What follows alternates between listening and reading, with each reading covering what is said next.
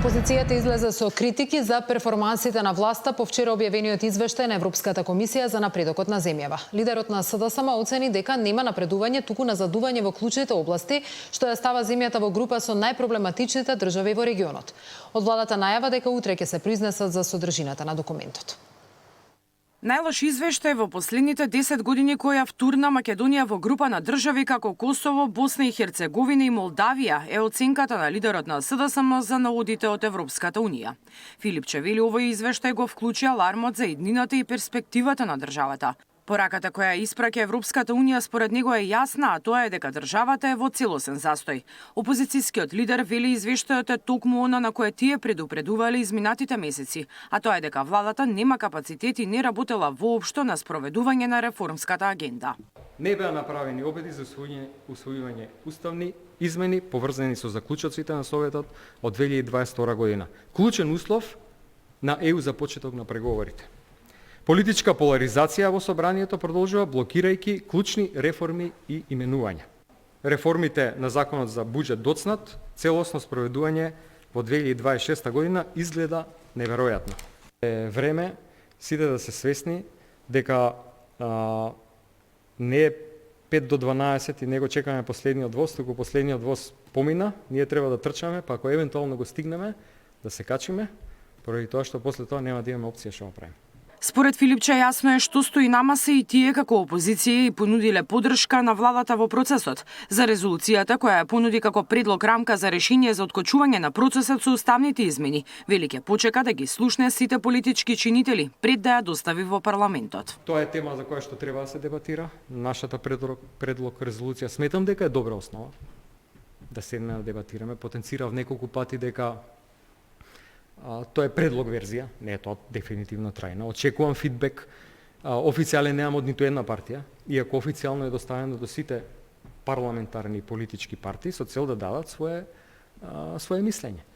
Тоа е работа која што подразбира консензус, национален. Мислам дека е редно да седнеме на маса, да видиме како ќе се движи тој процес, дали можеме да ја промениме и парадигмата и да смениме и политичката култура, ако ништо друго да разговараме. По однос на изборниот законник, Филипче смета дека треба да се вклучат сите политички групи и да се донесе со консензус, а ставот на СДСМ е дека во таа дискусија ќе влезат со предлог за отворени листи како најсуштинска промена. Мирина Давидовска, Сител телевизија. ВМРО ДПМН со соопштение острого обвини Филипче дека продолжува да игра бугарско сценарио за Македонија и дека со тоа ја понижува сопстената држава. Од партијата посочуваат дека токму Филипче и неговиот ментор биле виновни за ситуацијата во која земјата според нив е изложена на уцени и притисоци поради прифаќањето на штетни договори.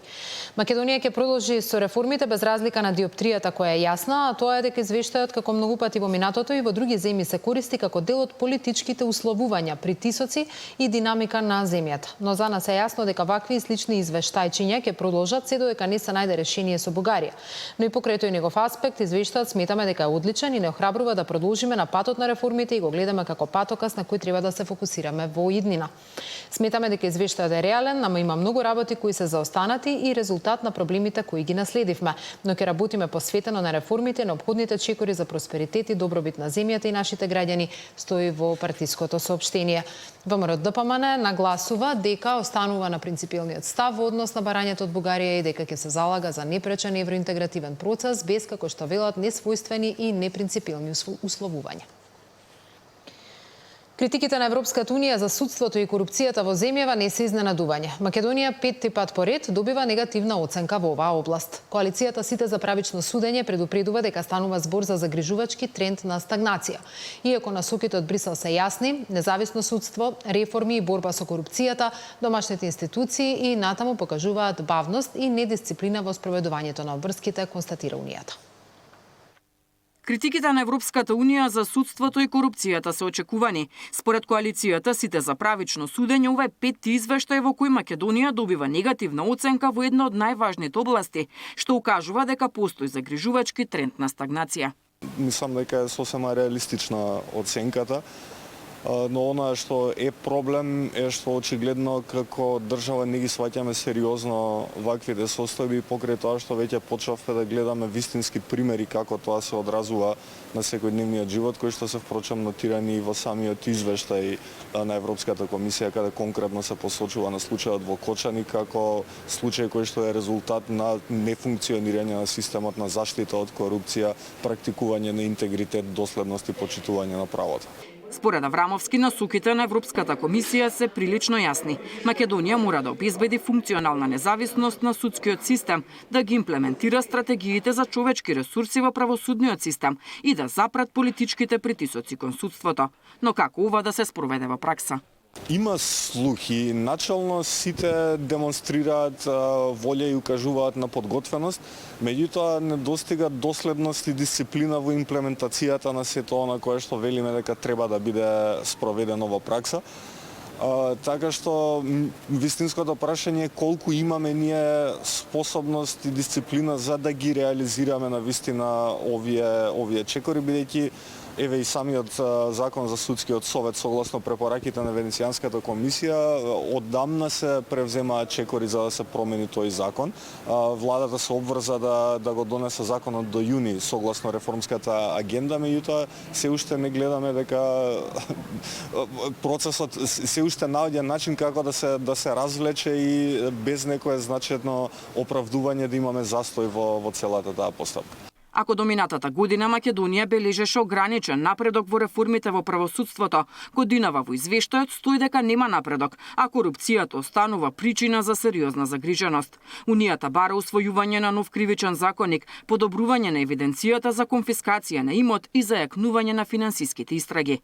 За критиките во овој сектор побаравме став и од Министерството за правда, но оттаму засега нема коментар. Деспина Тодоровска, Сител телевизија. Во делот на економијата, документот на Европската комисија укажува на бавна и одложена фискална консолидација, раст на јавниот долг и недоволна ефикасност во трошењето на буџетските средства. Европската комисија нотира и сериозни слабости во борбата со сивата економија, ниска продуктивност и заостанување на животниот стандард зад европскиот просек. Владата не постигна напредок во клучните реформи. Вака почнува економскиот дел од извештајот на Европската комисија за земјава. Плановите за фискална консолидација биле одложени, што значи планираните приходи не се остваруваат, па државата постојано мора да крпи дупки со нови долгови.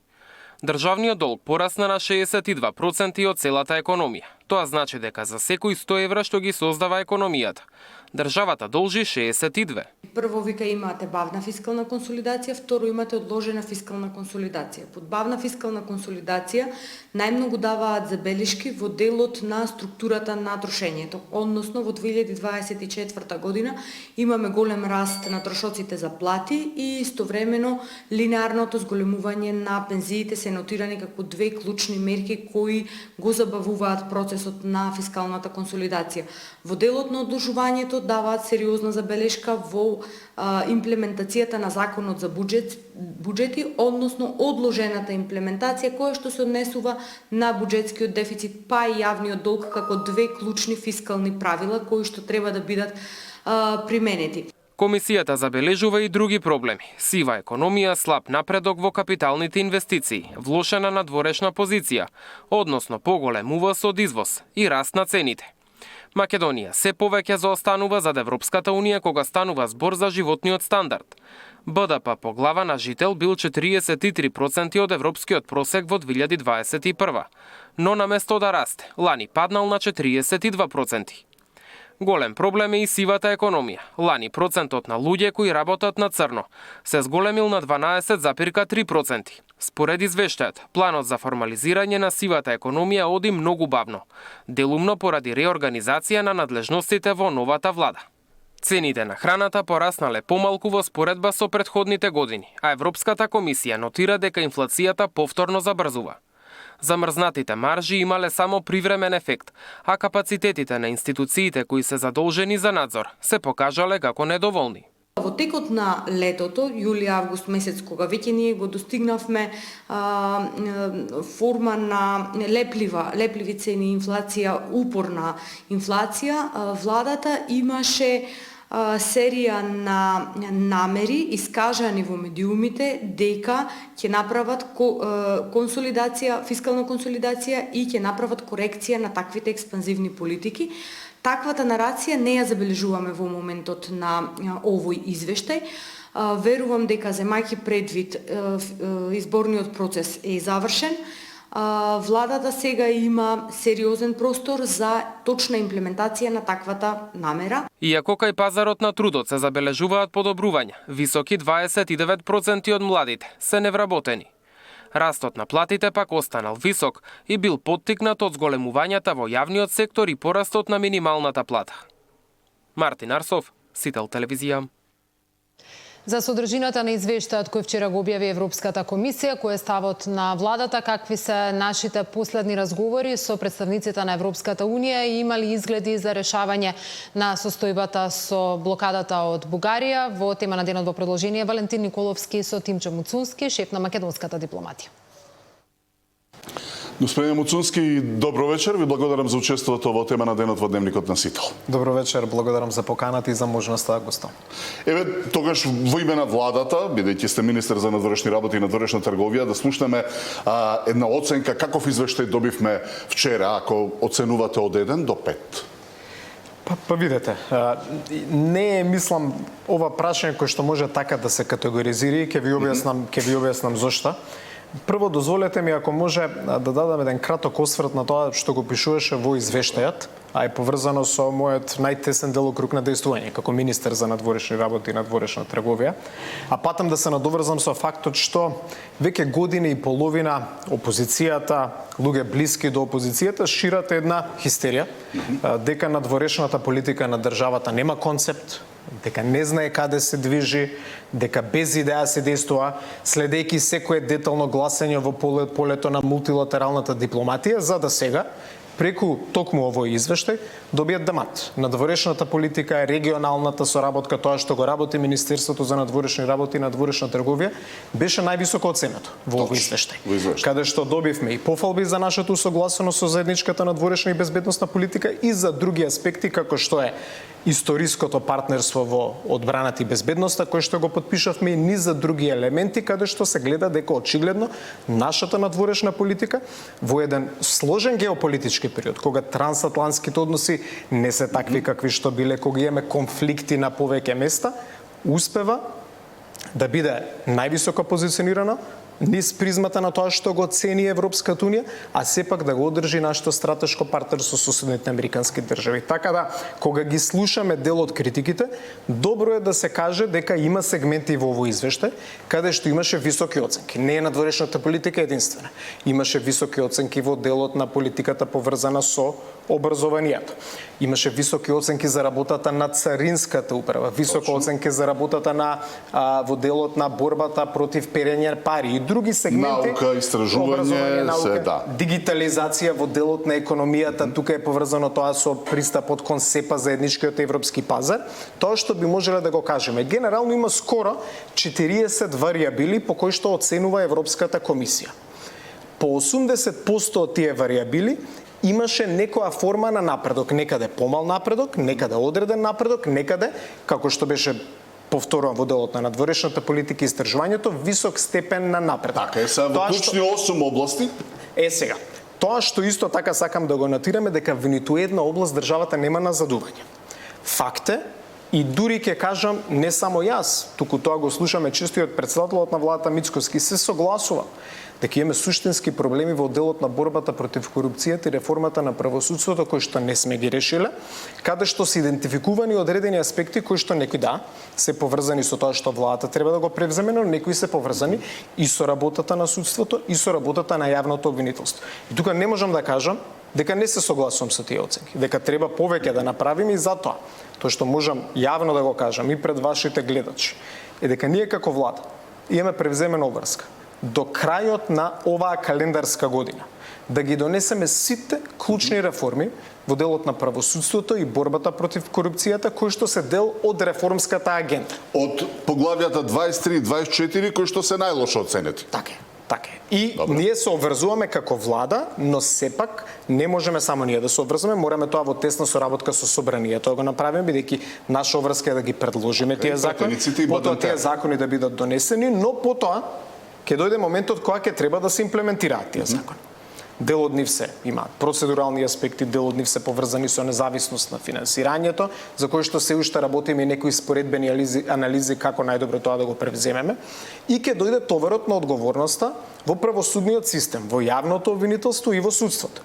Ако ја погледнете анализата на работата на јавното обвинителство во овој извештај, ќе видите јасно нотирање од страна на Европската комисија дека доцнат постапките за борбата против високата корупција, дека најчесто доаѓа до застарување на предмети, дека нема доволно ажурност. Дека влада е неказнивост во Македонија, посебно за такви дела. И тоа не е критика за владата, тоа е критика за правосудството, затоа што за жал, јас тврдам, големо мнозинство од судиите и обвинителите во државата се честни луѓе, професионалци кои што добро се ја вршат работата, но има исклучаци, високо позиционирани, кои што го имаат киднапирано нашето правосудство, го држат во заложништво и при тоа штитат одредени политички елити. Што значи? Ние како влада ќе направиме се што можеме да се елиминираат овие критики во делот на нашата надлежност, но понатаму ќе очекуваме соодветно постапување од страна на правосудните институции. И доколку нема такво постапување, верувајте, ќе мора исто така владата да преземи Добро, дополнителни тогаш мерки. како коментирате кога лидерот на СДСМ вели најлош извештај од Европската комисија сме добри се? Видете, лидерот на СДСМ тврди дека решението од 2022 е добро решение. Лидерот на СДСМ тврди дека имаме анти-ЕУ надворешна политика и тоа често го има повторувано, без концепт, кога ЕУ вели едно од најсилните алки во системот на евроинтеграција на дворешната политика на државата.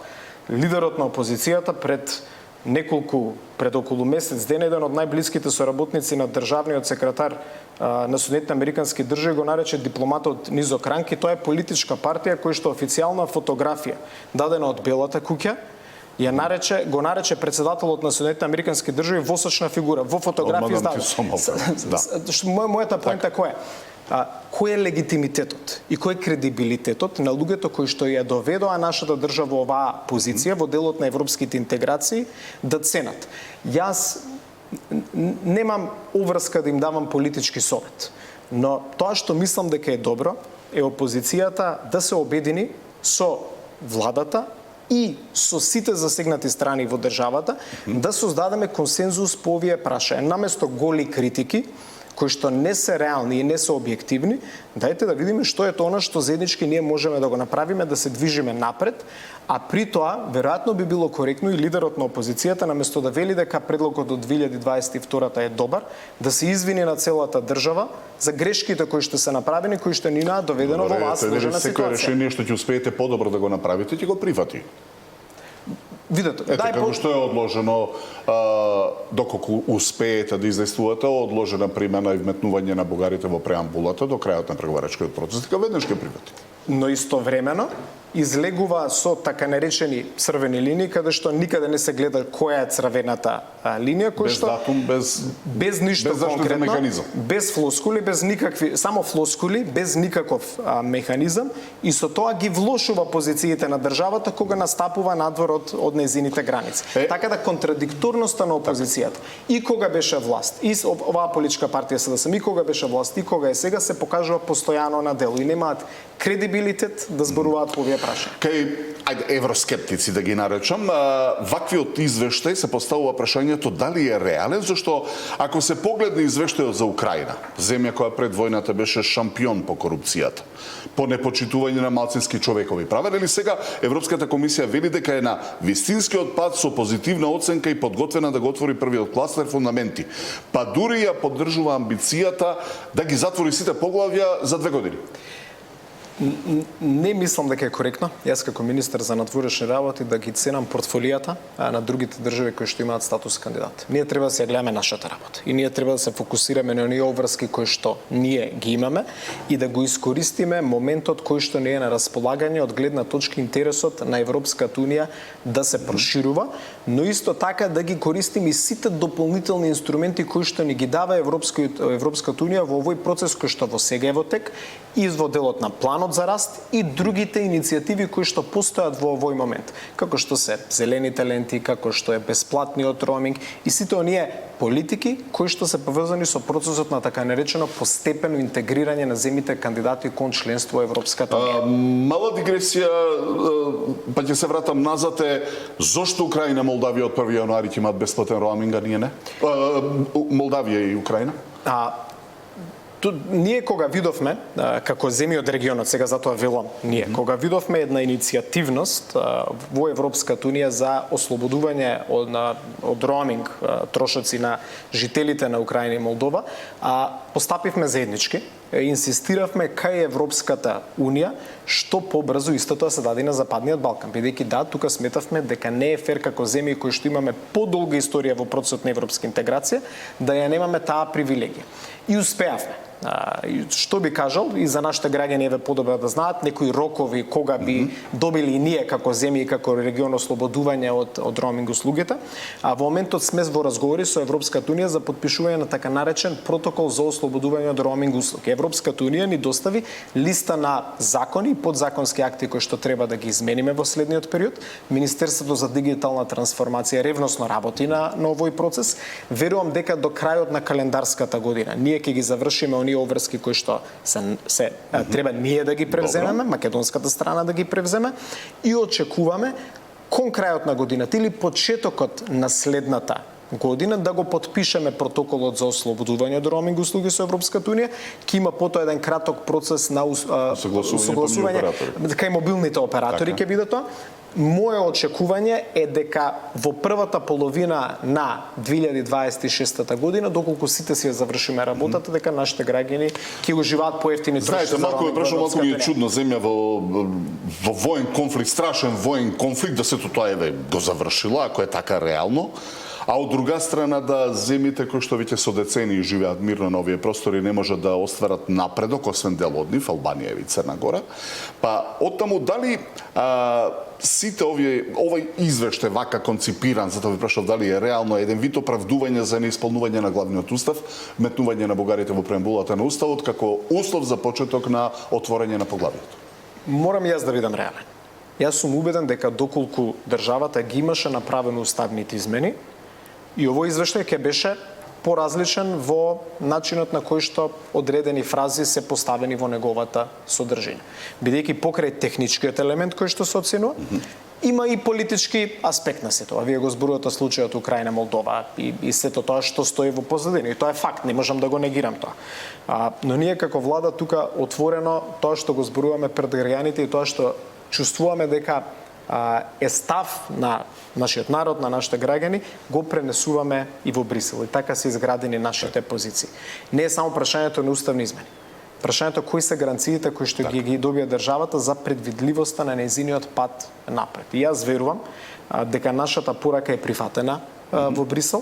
Верувам дека наскоро ќе има и одредени иницијативи позитивни во следниот период, да се најдат начини на кои што ќе се обезбеди предвидливост. Ние од таквите позиции, од сето оно што го имаме поставено како наши очекувања од Европската унија, немаме намера да отстапиме.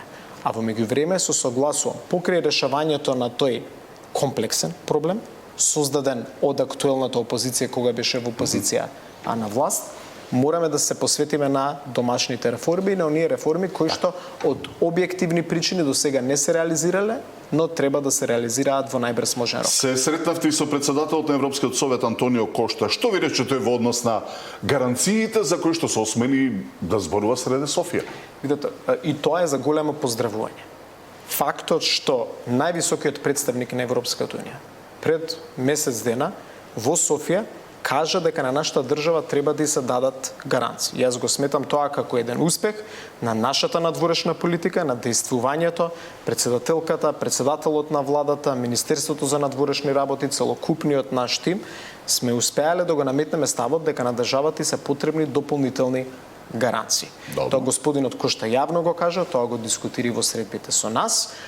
Во деталите не би можел да навлезам, бидејќи ваков процес за да биде успешен, има еден степен на доверливост, на меѓусебна почит кој што треба да ја негуваме, но верувам во искреноста на господинот Кошта Верувам во неговите капацитети, сепак се работи за личност кој што долги години бил во врвот на својата национална политика во Португалија и кој што е личност кој што може да умее да помогне за да се најде решение, да можеме да се движиме напред по предвидлив пат кој што ќе претпоставува и почитување на меѓународното јавно право и од страна нашите соседи и пат кој што ќе обезбеди достоинство за нашиот народ и сигурност дека нема да бидат ставени во знак прашање нашиот јазик, нашиот идентитет, нашата историја, целокупните обележја на нашите идентитетски корени. Ајде тогаш поинаку, за да не ја нарушите доверливоста во разговорите.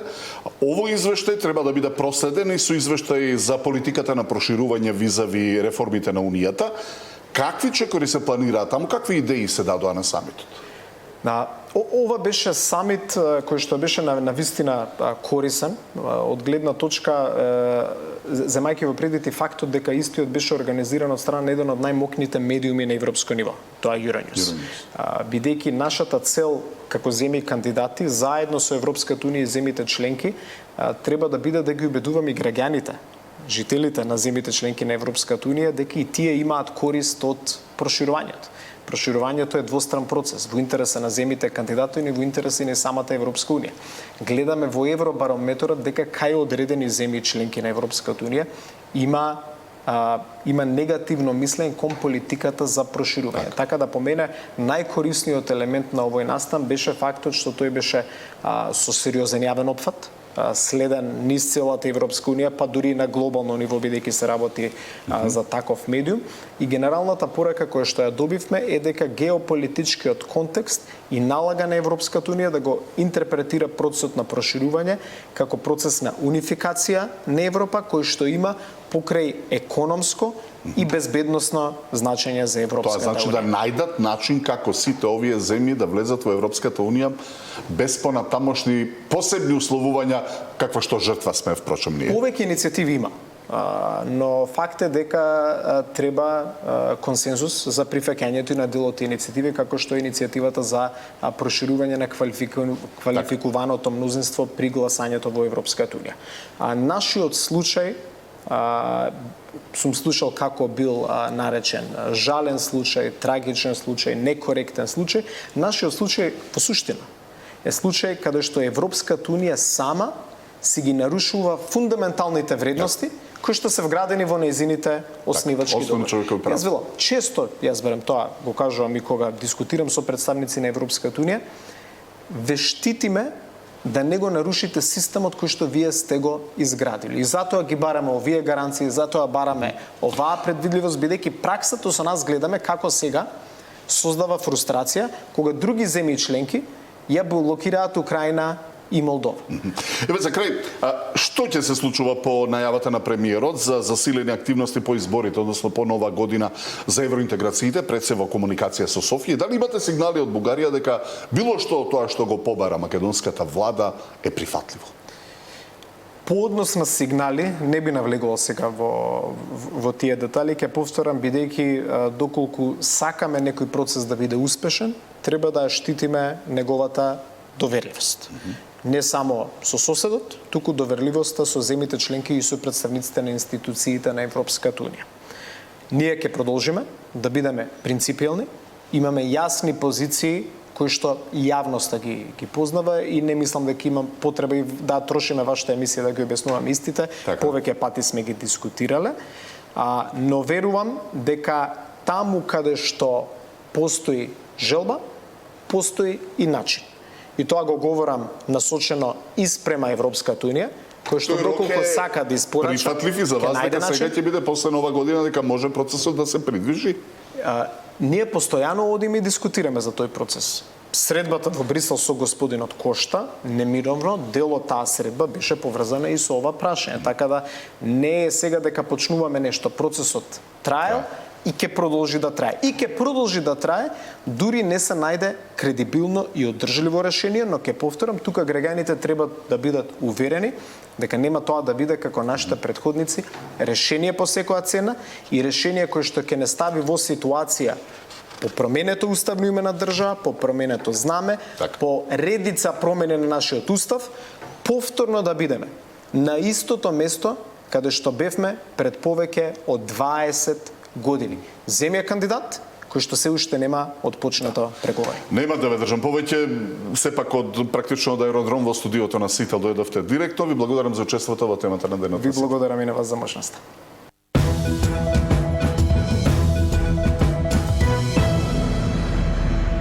Народната банка ги објави најновите есенски проекции. Инфлацијата и буџетскиот дефицит се влошени, но прогнозите за економскиот раст се подобрени. Инфлацијата годинава ќе достигне 3,9%, а постепено ќе се намалува на 2,5% следната година. Економскиот раст оваа година ќе достигне 3,5%, а следната ќе забрза на 4%. И покрај очекуваните нови задолжувања, гувернерот на НБРМ уверува дека фискалната стабилност е под контрола и дека мерките ќе придонесат за одржлив економски раст. Влошени прогнозите за инфлацијата и буџетскиот дефицит, подобрени за економскиот раст. Народната банка ги објави најновите есенски проекции, според кои инфлацијата годинава ќе достигне 3,9%, бројка која е повисока од априлската прогноза од 3%. Следната година ќе се намали на 2,5% и во 2027 ќе се спушти на посакуваните 2%. Кај храната и нафтата се очекува цените да паднат, додека кај металите, гасот и енергенсите да растат. Како ризици кои можат да ја подгреат се евентуалното зголемување на платите и пензиите, ако не се согласно законот. Кога просечната пензија изнесува околу 60% од просечната плата, имаме стабилна ситуација. Нема незадоволство, нема барање и така натаму, но со тек на време има тенденција да паѓа до околу 50%. И тогаш владите интервенираат, како што беше направено и претходните изминати периоди, а и сега. Но мислам дека најдобро е да се премине за стабилизирање на состојбите, извесен временски период повторно на индексирање кој што се заснова на однапред предвидливи показатели. Дефицитот на тековната сметка според очекувањата на Народната банка ќе изнесува 4,2, а подобрување се очекува следните 2 години. Најавените задолжувања на домашен и странски пазар, кои ги планира владата од скоро 2 милиарди евра. Гувернерот вели дека не треба да не загрижуваат, затоа што истите веќе се планирани. Се додека задолжувањето е во рамките на планираното и се разбира реализацијата на буџетот оди во насока која што се планира, да се реализираат капиталните инвестиции кои што значат зголемување на капацитетот на домашната економија, тоа поволно влијае и на економијата и на макроекономските движења. Економскиот раст годинава ќе достигне 3,5%, а следната ќе забрза на 4%. Личната потрошувачка, поради зголемениот доход на домаќинствата и приватните и јавни инвестиции, заедно со кредитната активност на банките и поволните кредити од државата, се главни двигатели на растот. Банкарскиот сектор е стабилен и ќе продолжи да расте, но поумерено кај кредитирањето, а забрзано кај депозитите. Народната банка внимателно ги следи ризиците од надворешното и домашното обкружување и доколку има потреба, ќе ги преземе сите мерки за да се задржи стабилноста на девизниот курс, како и на цените. Наташа Мерсовска, Сител телевизија.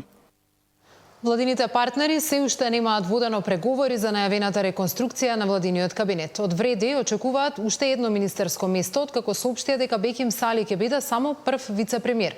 ВМРО ДПМН негира дека постои таков договор, а од знам велат дека допрва ќе се разговара дали некои од нивните министри ќе бидат реконструирани. Во СДСМ пак се реконструира раководството. Филипче најавува широка дебата за причините за изборниот пораз и освежување на неговиот тим. Албанскиот владин партнер Вреди очекува да добие министер плюс во ресорот животна средина по заминувањето на Изет Меджити, брифираат извори за Сител од коалицијата. Од Вреди веќе потврдија дека на вице-премиерската позиција на местото на Меджити доаѓа поранешниот министер за здравство Беким Сали. Имиња за сега не се откриваат ниту дали постојат разговори со премиерот Мицкоски околу евентуалните други кадровски решенија. Од ВМРО ДПМН пак вела дека таквите информации не се точни. Договор за позицијата во животна средина нема. И од влада кратко одговорија дека освен оставката на Меджити нема никакви промени ниту преговори. Дека не постојат разговори за нови кадровски решенија во коалицијата, потврди лидерот на ЗНАМ Максим Димитриевски. За Сител вели дека легитимно право на премиерот е да представи негов предлог за реконструкција на влада. Иако во јавноста постојат информации дека министрот Филков за правда и Минчев за јавна администрација ќе бидат сменети од позициите, Димитриевски вели дека такви внатрепартиски разговори за смена на двајцата министри нема. Според премиерот, реконструкцијата треба да се случи по завршување на изборите, но се уште нема никакви конкретни најави. Додека се крчка прекројување на владиниот кабинет и опозицијата најавува кадровски промени во невисокото партиско раководство. Јас ги најавив промените и во раководството, во политиките и така натаму. Нашата идеолошка база, идеолошките политики остануваат исти. Секако работиме на програмата. Ќе ги најдам најдобрите луѓе кои што ќе бидат дел од тимот во следниот период. Најавив дека тоа ќе се случи оваа недела, но сепак ќе треба нешто повеќе време. На оставки во опозицијата повикуваат и од владеачката ВМРО ДПМН. Според нив, без заменување на Филипче нема да се случат реформи во СДСМ. Оставките без суштина не се решение, само одложување на неизбежното, а тоа е потребата од целосна промена во врвот на партијата на чело со Филипче. Очигледно е дека СДС и натаму функционира под диктат на Зоран Заев. Филипче ниту се дистанцираше од него и неговите политики, ниту покажа капацитет да ја врати партијата на вистински пат. По изборните резултати, ниту албанската опозицијска дуи не размислува за лидерски промени. За сега само кадровските смени ги има во парламентот. Координаторот на дуи Блирин Беджети веќе ги известил собраниските служби дека повеќе не е начело на претеничката група. Ивана Соколовиќ најдова, Сител телевизија.